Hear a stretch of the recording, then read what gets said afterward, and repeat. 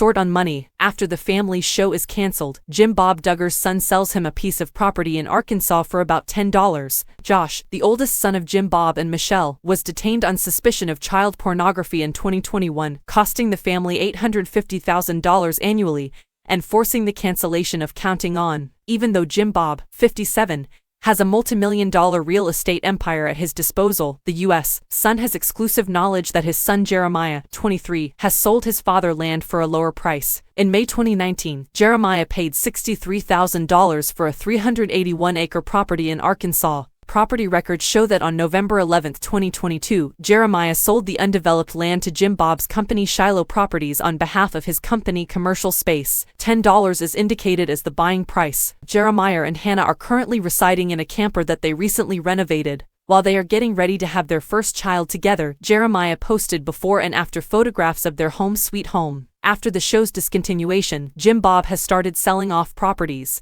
Over 97 acres of land make up the property owned by Jim Bob and Michelle in Tontitown, Arkansas, where their home is located. Jim Bob and Michelle, according to property records, sold their neighbors 5.80 acres of one of the 20-acre parcels for $46,400 on January 28, as previously reported by the U.S. Sun. The U.S. Sun also said that on November 1, Jim Bob gave Josiah, 26, and Lauren, 23, 5.92 acres of unoccupied land. The family is anticipated to lose $850,000 a year if the show is canceled, according to a prior story from the U.S. Sun. The family received an average salary of $850,000 per season. According to a source at the time, the family was paid around $80K for each segment of filming, and some seasons were longer than others. I believe that many people will be shocked to learn that even though they were making that much money, Jim Bob kept all of it for himself and distributed the rest after investing some of it for the family. But disputes over payments, who was entitled to what, and whether or not people were getting paid fairly for their time on air arose frequently over the years. Some family members are relieved that TLC has ended the show so they can move out and manage their own finances, but Jim Bob is surely furious because it was a significant source of revenue.